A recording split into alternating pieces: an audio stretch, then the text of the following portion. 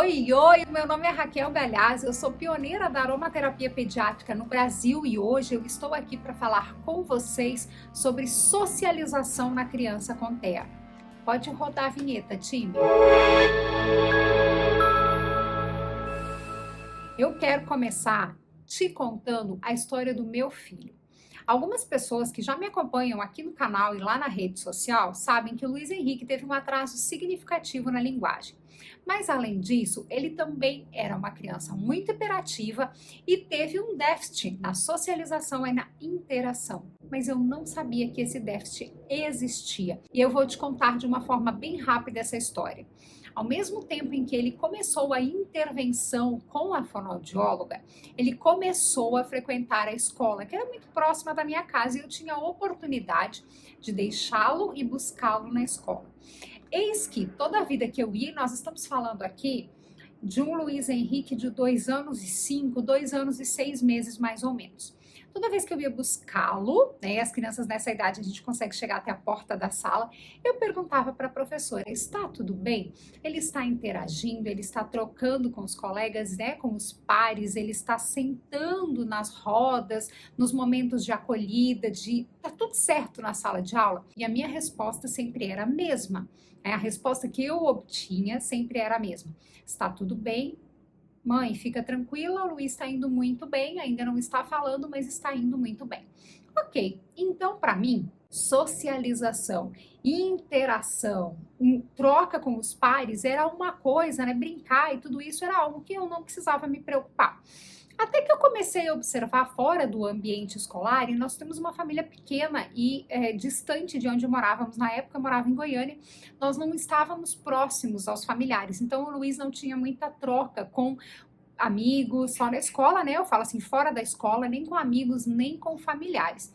Mas aí nós começamos a frequentar algumas festas infantis, ir para casa de amigos, essas coisas que a gente faz, né? Normais aí depois que a criança passa principalmente o primeiro ano. E eu comecei a observar que talvez essa socialização não fosse assim tão boa como eu recebia o feedback da escola, que estava tudo bem, que estava tudo bem. E eu decidi, então, afunilar mais as minhas perguntas, direcionar mais. E a minha pergunta, ao invés de ser se estava tudo bem, se ele tinha ficado bem, passou a ser: o Luiz Henrique participou de todas as brincadeiras? O Luiz Henrique brincou na areia, porque também tinha a questão da textura, né, que me preocupava. Brincou na areia com os amigos? O Luiz Henrique comeu todo o lanche? O Luiz Henrique sentou e ficou o tempo todo sentado? Ou quantas vezes ele levantou no momento da roda em que ele estava com os amigos?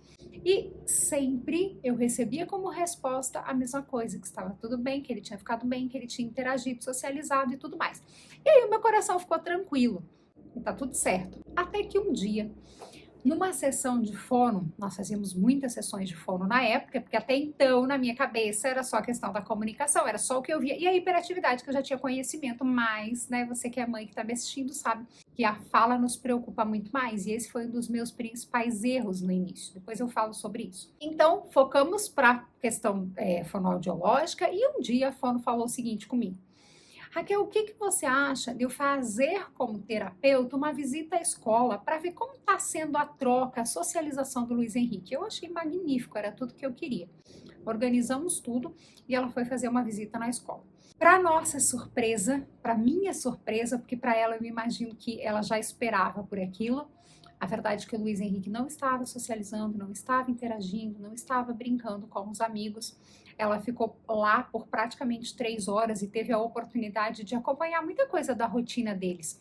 Eles tinham um local, me falhou o nome agora, mas um bancozinho, um local delimitado com areia, onde eles poderiam ali brincar e tudo mais. E ela disse que no tempo que eles ficaram ali, que foi um bom tempo, os amigos estavam aqui em um local brincando e o Luiz estava afastado com um único brinquedo ou fazendo algum tipo de estereotipia, que na época ele girava em torno de si ou em círculos. Muitas vezes ele ficava girando assim, sozinho. As poucas vezes que ele se aproximava desse grupo de amigos, ele pegava algum brinquedo, fazia alguma coisa e já se afastava novamente. E em nenhum momento ele era reconduzido para este grupo. Então, a casa caiu, né?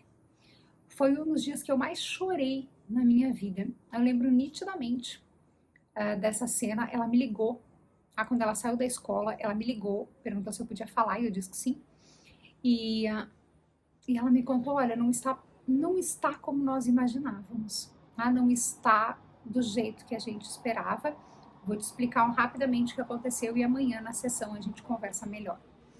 E foi o suficiente, né? Isso era, sei lá, meia tarde, ele estudava à tarde. Foi o suficiente para eu chorar até o final do dia. Porque aí eu tinha mais um ponto a favor de um possível diagnóstico que até aquele momento não existia. Até hoje, na verdade, não existe. Eu vou contando para vocês toda essa história ao longo dos vídeos, porque senão seria um vídeo muito longo, né? Aqui de cara, e você ia cansar de me ouvir. Mas já te aviso que hoje o Luiz não tem um diagnóstico e a parceria escola, terapeutas e, sem sombra de dúvidas, o trabalho da aromaterapia é que fez esse diferencial. É que fez nós atingirmos todos os objetivos e chegarmos ao ponto de trabalhar todas as demandas dele para que nós não obtivéssemos um diagnóstico. Seguindo no que eu estava falando para vocês, eu perco a linha de raciocínio porque eu faço uma viagem no tempo, sabe? Eu vou lá e lembro desse dia. Neste dia, que foi um dos dias mais difíceis da minha vida, assim, chorei muito mesmo.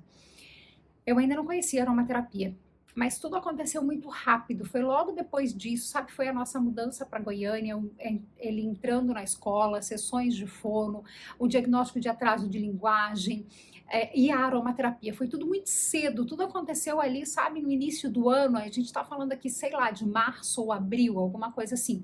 Então, de janeiro, sabe, os 4 primeiros meses do ano, assim, foi uma loucura e tudo aconteceu ao mesmo tempo na nossa vida.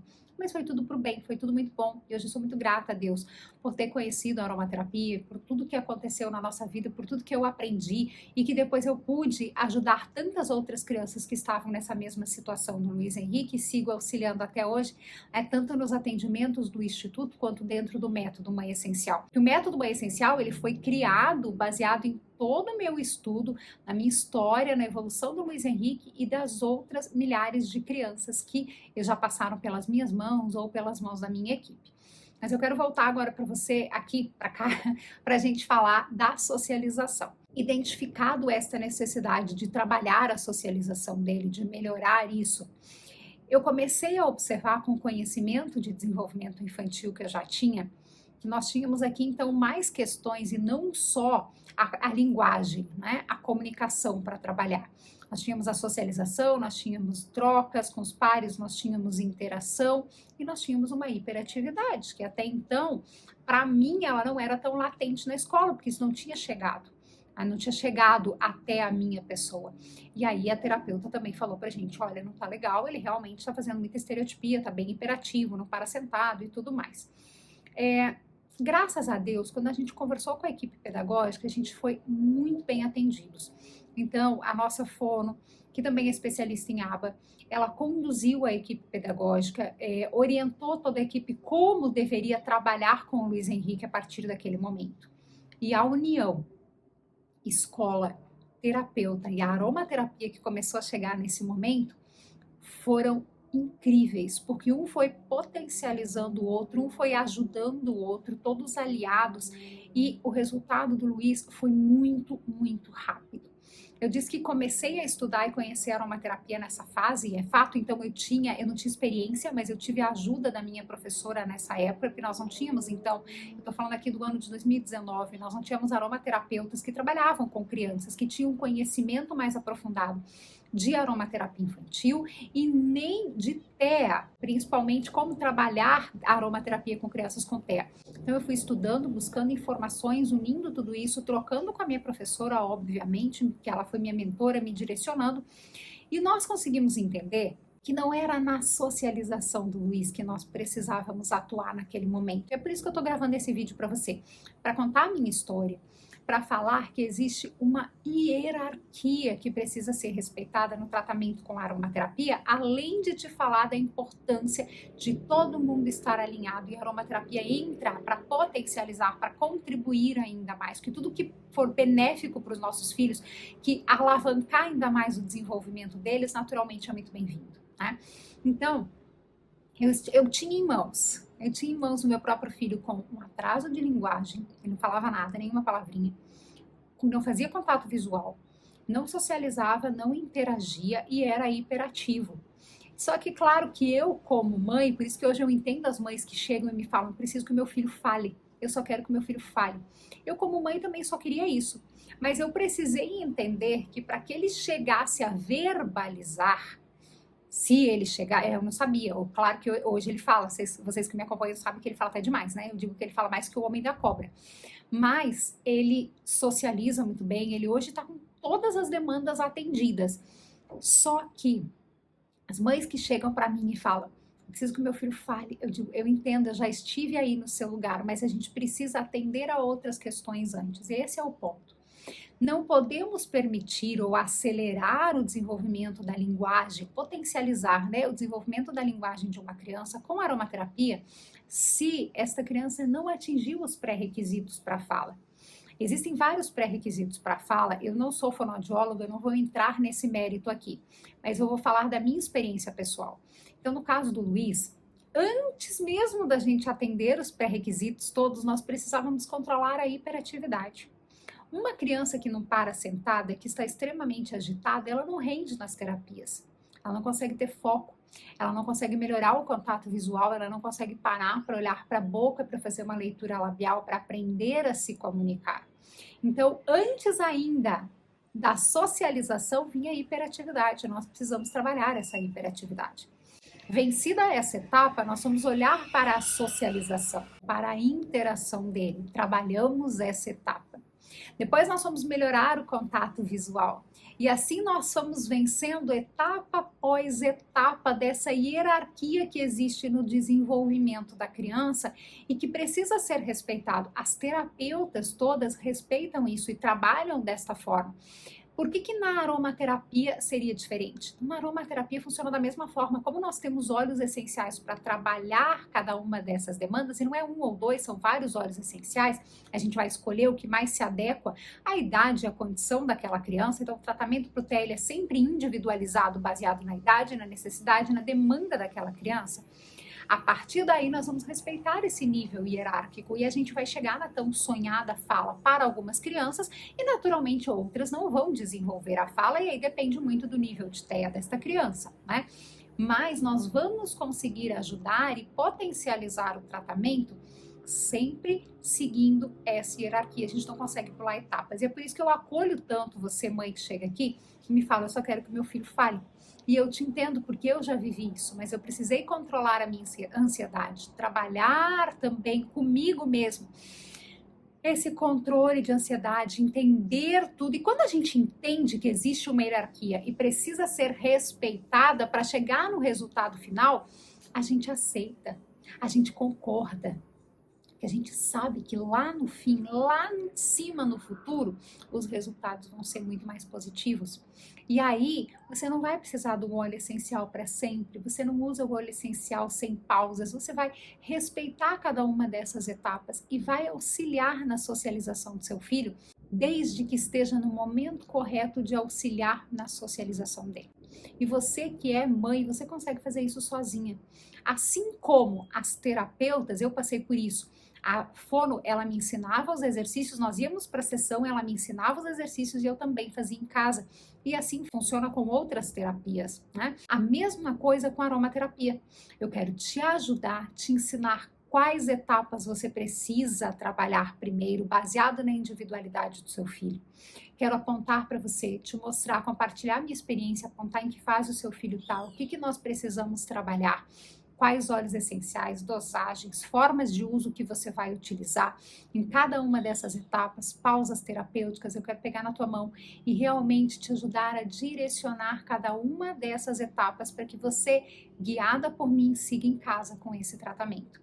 Por isso que eu quero te fazer um convite para vir comigo para dentro do Método Mãe Essencial, que é onde eu compartilho toda essa minha experiência, toda essa minha vivência pessoal e clínica com as mais de 2.000 crianças que já passaram pelas minhas mãos, pelos resultados lindos e excepcionais que a gente tem. E o meu compromisso hoje é em ajudar as mães, em especial as mães de crianças com TEA.